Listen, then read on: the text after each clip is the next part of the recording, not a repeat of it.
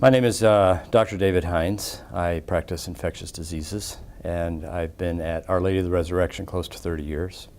I did all my training at Rush, medical school, internship, residency, fellowship, and I've been here since 1988.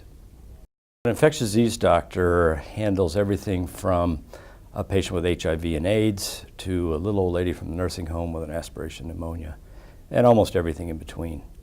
We get consulted in the hospital on patients with fevers that no one knows where they're coming from, or an infection that requires a lot of novel therapies. My areas of interest span from HIV infection and AIDS patients, where it's now become a chronic disease like high blood pressure and diabetes, where there isn't a cure, but with medicines they should live out a normal life. I'm also very interested in endocarditis, osteomyelitis. Those are infections of the heart and bone. Also fungal infections. I really like parasitic infections, but we don't see too many of those. So a traveler coming back with a fever or a weird blood count, those are always fun to try and figure out.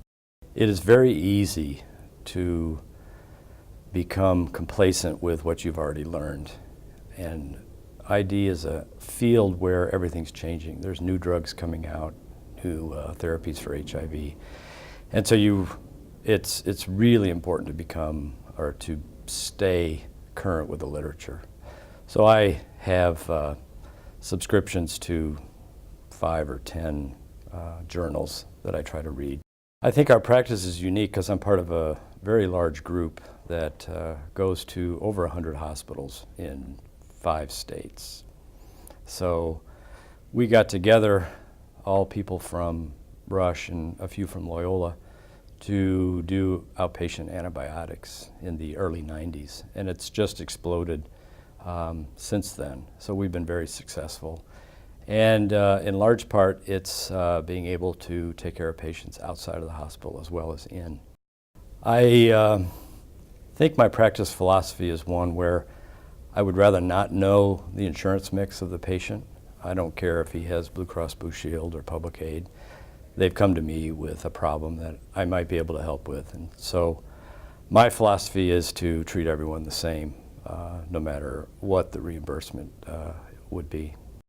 The most rewarding part of my job is figuring out a puzzle and diagnosing a patient correctly, giving them the right therapy, and then having them come back and be thankful and appreciative for what you've done.